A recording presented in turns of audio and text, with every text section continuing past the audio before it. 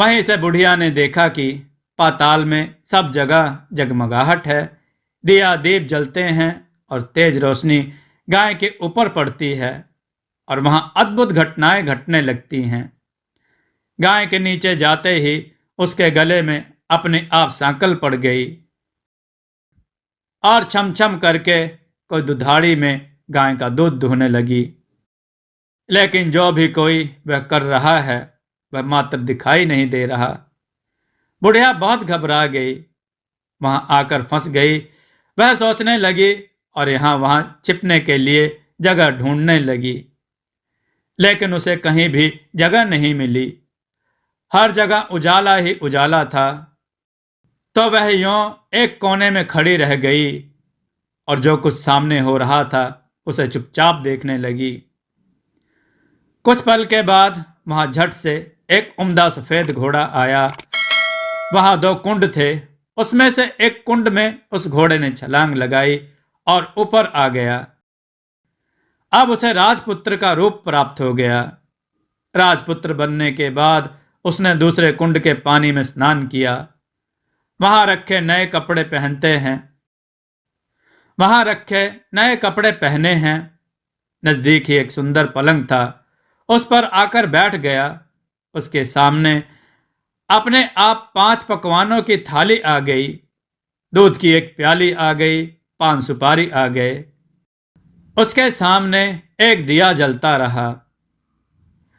राजपुत्र ने खाना खाया, दूध पिया, 5 सुपारी खाया और बिस्तर पर लेट जाने से पहले सूर्य देव का स्मरण करके सामने जलते दिए से पूछा, दिए दिए दीपकर, मेरे माता पिता क्या कर रहे हैं? दिया बताने लगा, बेटे के शोक में डूबे हैं। राज्य कौन संभाल रहा है? राज्य प्रधान संभाल रहा है। मेरी पत्नी क्या करती है? उसने चौराहे पर भोजनालय शुरू किया है और आते जाते लोगों से वह नई खबर के बारे में पूछती है। दिए के यह कहते ही राजपुत्र कहने लगा, ठीक है। उसके बाद वह सो गया। बुढ़िया कोने में खड़ी रहकर यह सब देखती रही। ऐसी अद्भुत घटना उसने जिंदगी में पहली बार देखी थी। उसे अंदर ही अंदर चुलबुलाहट होने लगी। वह अपनी भूख प्यास भूल गई और आगे क्या होता है कि उसे उत्सुकता से देखने लगती है। लेकिन उसके बाद और कुछ घटनाएं नहीं घटती। रात गुजर गई और सुबह हो गई। सुबह होने पर पलंग पर सोया राजपुत्र उठा और फिर से पहले वाले कुंड में छलांग लगाई। तो अब वह फिर से घोड़ा बनकर कुंड से बाहर आ गया। बाहर आते ही वह तेजी से उस पाताल नगरी से बाहर निकल गया। लेकिन वह कहाँ गया, बुढ़िया को कुछ पता नहीं चला। उसके बाद पिछली रात की तरह कोई उस गाय का छम छम करके दूध दुहने लगा। जैसे ही दूध दुहना खत्म हुआ, उसके गले की सांकल अपने आप खुल गई और वह गाय तेजी से ऊपर जाने वाली सीढ़ियों की तरफ भागने लगी। गाय को दौड़ते देखकर बुढ़िया सोचने लगी, अब गाय के साथ यहां से ऊपर जाना ही समझदारी है, नहीं तो कोई मुसीबत आकर मेरे ऊपर टपक जाएगी। झट से उसने गाय की पूंछ पकड़ ली और गाय के साथ ऊपर आ गई। गाय जब ऊपर मैदान में पहुंची तो उस सुरंग का रास्ता अपने आप बंद हो गया और उसके मुंह पर एक बड़ा सा पत्थर पूर्वतः खड़ा हो गया। ऊपर आकर वह गाय जंगल की ओर निकल गई तो इधर बुढ़िया एकदम बावली सी हो गई। उसने पाताल नगरी में जो कुछ देखा वह जल्द से जल्द किसी को बताने के लिए उतावली हो उठी। उसे एकदम याद आया कि नगर की सीमा पर कोई औरत भोजनालय चलाती है और नई बात बताने वाले को अच्छा खाना पीना मुफ्त में देती है। वह सोचने लगी कि क्यों ना मैं यह सब बात उस औरत को जाकर बताऊं। यदि उसे यह बात पसंद आ गई तो बाकी जीवन खाने पीने की झंझट से मुक्ति मिल जाएगी। बुढ़िया ने मन में तय किया और तुरंत उस भोजनालय के द्वार पर टंगे नगाड़े के सामने खड़ी हो गई और जोर जोर से नगाड़ा बजाना शुरू कर दिया। नगाड़े का इस तरह से शोर सुनकर मालकिन यानी छोटी रानी मन में प्रसन्न हो जाती है कि शायद कोई बड़ी बात लेकर यहां आया है। रानी सिपाहियों को आदेश देती है, जाइए और जो कोई आया है उसकी अच्छी खातिरदारी कीजिए। आदेश पाते ही सिपाही नीचे दौड़कर गए तो एक बुढ़िया नगाड़ा बजा रही है। उन्होंने पूछा, क्यों रे बुढ़िया, क्या हुआ, क्यों नगाड़ा बजा रही हो? बुढ़िया बोली, कुछ नहीं बेटा, यहाँ खाना मिलता है ना, इसलिए आई हूँ। खाना चाहिए? मिलेगा, लेकिन तुम्हें कोई नई बात बतानी पड़ेगी। हाँ बताऊंगी, एक बात मालूम है मुझे। इस पर सिपाही उसे अंदर लेकर आए। उनको मालकिन का आदेश था कि जो कोई बूढ़ा बुजुर्ग वहां आए उनके साथ अच्छी तरह पेश आना, उनका अच्छा आदर आतिथ्य करना। तो सिपाही ने उस बुढ़िया का भरपूर आदर आतिथ्य किया। उसे बड़ी सी थाली भरकर व्यंजन परोसते हैं। बुढ़िया कुछ दिनों से भूखी थी, वह खाने पर टूट पड़ी। खाना खाने के बाद सिपाही ने उसे नई साड़ी पहनने को दी। उसके बाद उसे लेकर रानी के पास आई। बुढ़िया और रानी ने तुरंत एक दूसरे को पहचान लिया। बुढ़िया बोली, बेटी तुम? और रानी बोली, अम्मा तुम? बड़ी देर तक दोनों भांति भांति की बातें करती रहीं। आखिर कुंवरनी बुढ़िया से कहने लगी, अम्मा अब बताओ तुमने क्या नई बात देखी है? नई बात? मैंने कोई नई बात नहीं देखी है। वह तो मेरे पास तुम्हें देने के लिए खाने के पैसे नहीं थे, इसलिए मैंने झूठ कहा और नगाड़ा बजाया। रानी ने कहा, अम्मा घबराना नहीं है, मैं किसी को तुम्हारा नाम नहीं बताऊंगी। फिर भी बुढ़िया, मैंने क्या देखा, कब देखा करके आनाकानी करने लगी। इस पर कुंवरनी ने उससे कहा, देखो अम्मा, यदि तुमने मुझे वह नई बात बताई तो जिंदगी भर मैं तुम्हारी देखभाल करूंगी, तुम्हें रानी माता की तरह रखूंगी। अब बुढ़िया बताने को तैयार हो गई। उसने जो कुछ उस चरागाह वाले मैदान पर देखा था वह सब कुछ कुंवरनी को बता दिया। बुढ़िया की ये बातें सुनकर छोटी रानी को यकीन हो गया कि वह राजपुत्र उसी का पति है। वह तुरंत बुढ़िया से कहने लगी, अम्मा मुझे उस जगह ले चलो। नहीं बेटी, वह पाताल राज्य है। यदि किसी ने तुम्हें देख लिया तो तुम्हारी जान खतरे में पड़ सकती है। लेकिन रानी उसकी एक भी नहीं सुनती। उसे उस जगह ले जाने के लिए हठ करने लगी। आखिर में बुढ़िया ने उसका कहना मान लिया और कहने लगी, ठीक है, मैं तुम्हें वहां लेकर चलती हूं, पर आज नहीं कल। वहां जाना है तो शाम को ही जाना होगा। तो दूसरे दिन दोपहर को रानी बुढ़िया के साथ उस मैदान पर आ गई और एक जगह छुपकर गाय के आने की राह देखने लगी। दिन ढलते ही अंधेरा घिरने लगा और गाय हमेशा की तरह वहां आ गई। मैदान के उस कोने में जाकर उसने पत्थर पर सींग मारा तो झट से पत्थर हटकर वहां सुरंग में जाने का रास्ता खुल गया। गाय उस रास्ते से नीचे उतरने लगी तो बुढ़िया रानी से कहती है, जल्दी आगे बढ़ो, जल्दी आगे बढ़ो बिटिया, हम गाय की पूंछ पकड़कर नीचे उतरेंगे। तो दोनों गाय की पूंछ पकड़कर नीचे उतर गईं। बुढ़िया पहले जिस कोने में छिपी थी उस कोने में छिप गई। अब नीचे सब कुछ पहले जैसा घटित हो रहा था। गाय के गले में अपने आप सांकल पड़ गई। कोई अदृश्य रूप से उसका दूध दूहने लगा। एक सफेद उम्दा घोड़े ने वहां आकर एक कुंड में छलांग लगाई तो राजपुत्र के रूप में ऊपर आया। वह राजपुत्र दूसरे कुंड में नहाने लगा। बाद में उसके सामने खाने की थाली आ गई, दूध की प्याली आ गई, पान बीड़ा आ गया। राजपुत्र सब ग्रहण करके सोने के लिए पलंग पर गया तो सोने से पहले सूर्यदेव का स्मरण करके वह दिए से पूछने लगा, दिए दिए दीप कर, मेरे माता पिता क्या कर रहे हैं? तो दिया कुछ जवाब नहीं देता, बल्कि वह बुझने लगता है। तब राजपुत्र को कुछ अघटित हुआ है इसका संदेह हो गया। वह उदास हो गया और जो कुछ हुआ है वह हो जाने दो, ऐसा सोचकर सोने के लिए बिस्तर पर लेट गया। अब रानी का संयम छूट गया। वह दौड़कर पति के पास गई और उसके पैर पकड़ने के लिए आगे बढ़ने लगी। राजपुत्र तुरंत ही पत्नी को पहचान गया।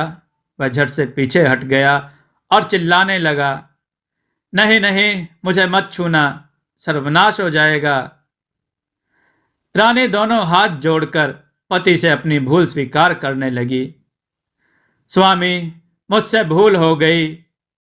मुझे आपसे नहीं पूछना चाहिए था कि आप रात को कहाँ जाते हो। मैं अपनी भूल स्वीकार करती हूँ। मुझे मेरी भूल की सजा मिल गई है। अब आप घर चलें। आपके वियोग में आपके माता पिता बिस्तर पर पड़ गए हैं। आपकी प्रजा भी बहुत दुखी है। उस पर राजपुत्र कहने लगा, वही तो, एक बार तुम गलती कर बैठी हो, अब दोबारा मत करना, नहीं तो अब मैं तुम्हें जो दिख रहा हूं वह भी नहीं दिखूंगा। रानी अब विलाप करने लगी, जोर जोर से जमीन पर सिर पटकने लगी।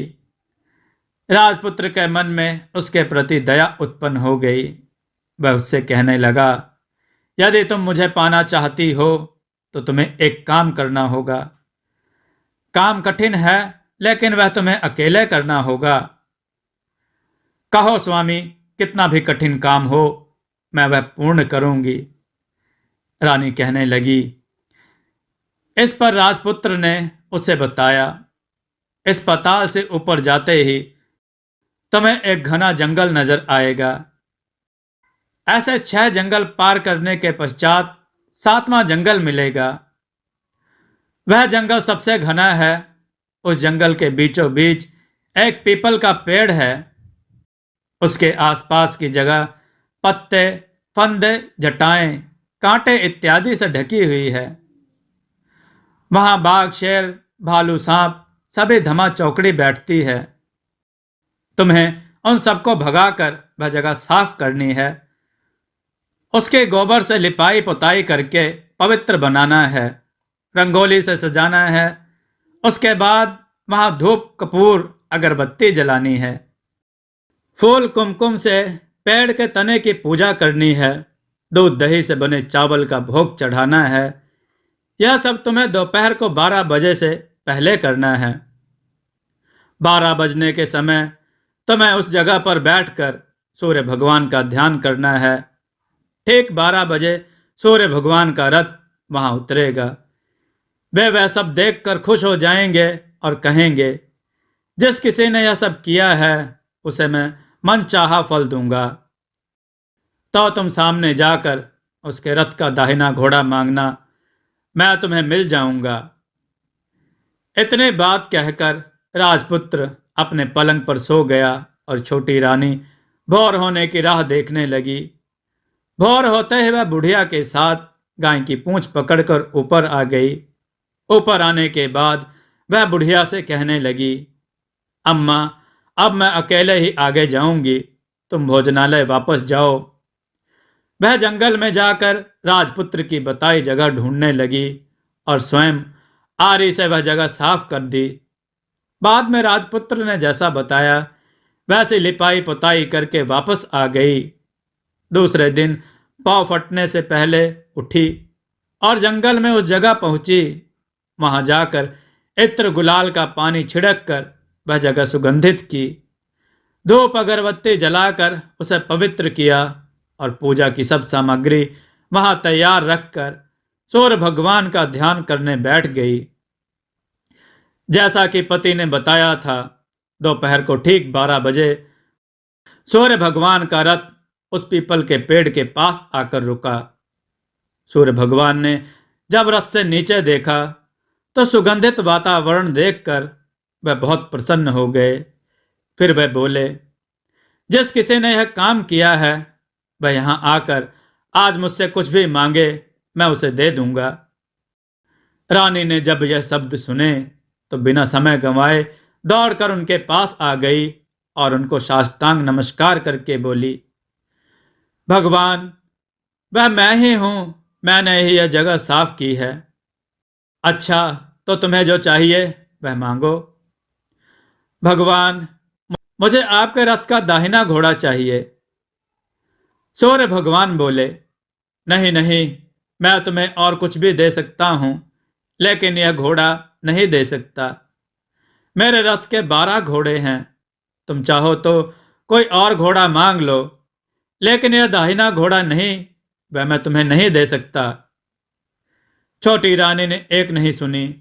वह सूर्यदेव से एक ही बात कह रही थी, वही दाहिना घोड़ा दे दीजिए, नहीं तो मैं आपके पैरों में गिरकर अपनी जान दे दूंगी। अब सूर्यदेव धर्म संकट में पड़ गए। उन्होंने वचन दे दिया था, अब अपने वचन से पलट भी तो नहीं सकते थे। ठीक है, दे दिया तुम्हें घोड़ा, सूर्यदेव ने कहा। फिर एक बात और भी कही, देखो, मैंने तुम्हें घोड़ा तो दे दिया, लेकिन वह तुम्हें यहां नहीं मिलेगा, तुम्हें उसे पाताल में जाकर लाना होगा। रानी बोली, पाताल में ही क्या भगवान, मैं उसे पाने के लिए कहीं भी जा सकती हूं। रानी को वचन देकर सूर्यदेव अपने मार्ग चले गए और इधर रानी जंगल से अपने भोजनालय में आ गई। फिर वह बुढ़िया को लेकर उस मैदान पर आ गई। जल्दी ही शाम हो गई। शाम होते ही वहां वह गाय आ गई और उसने सींग मारकर सुरंग का पत्थर हटाया तथा नीचे उतरने लगी। रानी और बुढ़िया जल्दी जल्दी उसकी पूंछ पकड़कर नीचे उतर गईं। नीचे पाताल में सब घटनाएं पहले की तरह ही घटने लगीं। घोड़े का एक कुंड में नहाकर राजपुत्र बन जाना, नहा धोकर पलंग पर जाकर बैठना, तो उसे खाने की थाली, दूध की प्याली आना, पान बीड़ा आना। लेकिन आज बात नहीं घटी। आज 2-2 थाली, 2-2 दूध की प्याली, 2-2 पान बीड़े उसके सामने आए। वह कुछ नहीं बोला। अपने हिस्से की थाली खाकर, दूध पीकर और पान बीड़ा चबाकर वह सोने चला गया और हमेशा की तरह दिए से पूछने लगा, दिए दिए दीप कर, मेरे माता पिता क्या करते हैं? दिए ने बताया, वे दोनों तुम्हारे शोक में मरने की स्थिति में पहुंच गए हैं। झट से उसकी आंखों से आंसू टपकने लगे। फिर वह पूछने लगा, दिए दिए दीप कर, मेरा राज्य कौन चला रहा है? तुम्हारा राज्य प्रधान चला रहा है और वह सब कुछ हड़प चुका है। वह प्रजा पर बहुत अत्याचार कर रहा है। सुनकर राजपुत्र को बहुत गुस्सा आया। वह गुस्से से अपनी मुट्ठी भींचने लगा। अब वह पूछने लगा, दिए दिए दीप कर, मेरी पत्नी क्या कर रही है? अब दिया कुछ नहीं बोला, चुप रहा। अब रानी का संयम जवाब दे गया। वह दौड़कर पति के गले लग गई। अब मैं तुम्हें मिल गया, राजपुत्र कहने लगा। सच कहते हो, अब आप फिर से घोड़ा तो नहीं बनोगे ना? नहीं, दोबारा घोड़ा नहीं बनूंगा। तुमने जो इतने सारे कष्ट उठाए हैं मुझे पाने के लिए, इसलिए सूर्यदेव ने मुझे सदा के लिए घोड़े के जन्म से मुक्त कर दिया है। राजपुत्र ने बड़े प्यार से कहा और उसे गले लगाया, उसके आंसू पोंछे। कुछ देर पश्चात भोर हो गई तो गाय की श्रृंखला टूटकर वह ऊपर भूलोक जाने लगी। रानी, राजपुत्र और बुढ़िया उसकी पूंछ पकड़कर ऊपर आ गए। ऊपर आने पर वे सीधा भोजनालय में पहुंचे। वहां का सब सामान लोगों में बांट दिया और उसको ताला लगाकर अपने राज्य में लौट गए। राजपुत्र वापस आता और उसके तेवर देखकर प्रधान घबरा गया। राजपुत्र ने उसे बंदी बनाकर कैद खाने में डाल दिया और राज्य की बागडोर अपने हाथ में ले ली। उसके बाद वह अपने माता पिता को मिलने उनके महल में गया। तब राजपुत्र क्या देखता है कि उसके माता पिता उसके शोक में अस्थि पिंजर बने हुए हैं। पुत्र को वापस आया देखकर मरणासन राजा रानी की आंखों से टप टप आंसू बहने लगे। इन दोनों ने पुत्र को गले लगाया, उसे प्यार से सहलाया। इतना होने के बाद उनके सेहत में एकदम सुधार आने लगा। वे बिस्तर से उठकर बैठ गए, पुत्र को आशीर्वाद देने लगे। राजपुत्र के आने की खबर तुरंत राज्य भर में फैल गई। प्रजा खुशी से फूली नहीं समाई। प्रजाजन राजमहल के सामने इकट्ठे हो गए। राजपुत्र ने भी उन्हें दर्शन दिए और आज से उन्हें कोई दुख नहीं पहुंचाएगा, ऐसा वचन भी दिया। अब राजा अपने पुत्र का राज्याभिषेक करके उसे सिंहासन पर बैठाता है और बहू को महारानी का दर्जा देता है और स्वयं अपनी पत्नी के साथ ईश्वर स्मरण करते सुख से दिन बिताता है। महाराज बना राजपुत्र अच्छी तरह से राज चलाने लगा और अपनी पत्नी के साथ सुख शांति से जीवन बिताने लगा। उस बुढ़िया को रानी ने अपने पास ही रख लिया, उसकी अच्छी तरह से देखभाल करने लगी। बुढ़िया और उसके बुढ़ापे के दिन खुशी से गुजरने लगे। दोस्तों, आपको यह कथा कैसी लगी? अपने विचार और सुझाव कमेंट में जरूर दें। हमारी कथाओं को लाइक करें, हमारे चैनल को सब्सक्राइब करना न भूलें। हमारी कथाओं को शेयर जरूर करें जिससे लोगों को अच्छा ज्ञान प्राप्त हो। जय श्री राम भक्तों।